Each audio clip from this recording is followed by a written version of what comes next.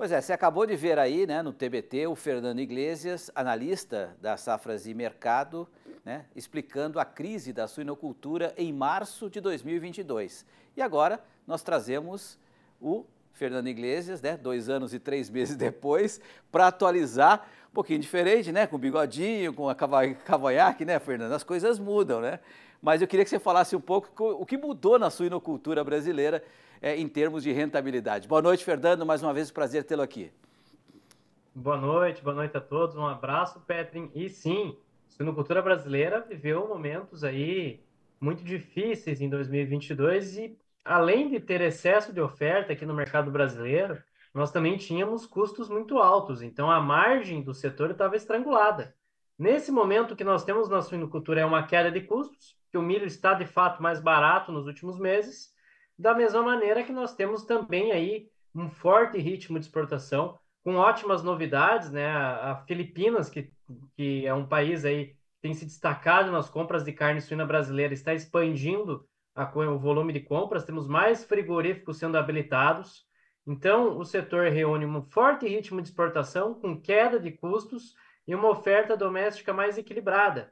Então, esse cenário desesperador que nós tínhamos ali em 2022 já começou a melhorar em 23 e em 24 agora já trabalhamos com margens satisfatórias. O abate vai ser recorde nessa temporada. Nós vamos ter uma produção recorde de carne suína em 2024, mas muito longe daquela crise que nós vivemos lá em 2022, com margens muito melhores para esse setor, uma rentabilidade média bem mais interessante, com um potencial aí para crescimento nos próximos anos. E você destaca a questão da exportação, né, como uma válvula importante quando você tem uma produção muito grande. Você acha que para a próxima temporada, ou pelo menos até o final do ano, a gente vai ter para o produtor de suínos um cenário positivo dessa forma também, Fernando? Bom, mantendo essa dinâmica de mercado que nós temos hoje, o cenário vai ser de boas margens para a suinocultura brasileira. Não vai ser assim uma alta lucratividade como nós vimos em 2020, por exemplo, mas ainda assim vai ser uma rentabilidade satisfatória, as contas vão fechar.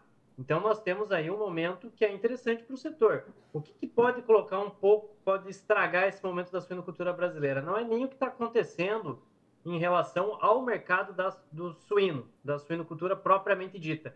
O que pode interferir nas margens da suinocultura brasileira agora é basicamente um problema da safra norte-americana agora no terceiro trimestre, um problema de clima mais grave nos Estados Unidos, que pode gerar perdas de produtividade lá nos Estados Unidos, aumentar o ritmo de exportação brasileira e, com isso, aumentar os preços do milho aqui no mercado interno. Então, isso pode sim gerar um efeito negativo sobre as margens da suinocultura. Mas em termos de volume de exportação, o Brasil vai bater um recorde de exportação de carne suína nessa temporada.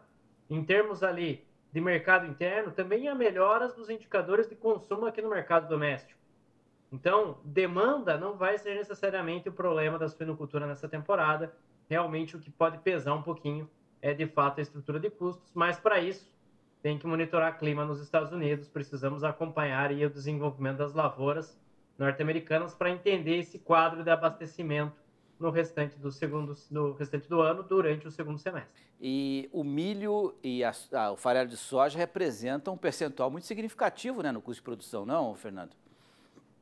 Sim, quando nós olhamos para suinocultura e também para avicultura, nutrição animal representa em 70% dos custos. Então, entender a dinâmica do abastecimento, o comportamento do milho, do farelo de soja, é uma maneira muito inteligente de você conseguir melhorar a rentabilidade, saber os momentos de fazer boas compras, de fazer incursões dentro do mercado, quando se posicionar, aumentar seus estoques ou trabalhar com estoque um pouquinho mais curto. Então, tudo isso é muito importante e faz toda a diferença quando nós falamos de margem e de rentabilidade de uma atividade como a suinocultura.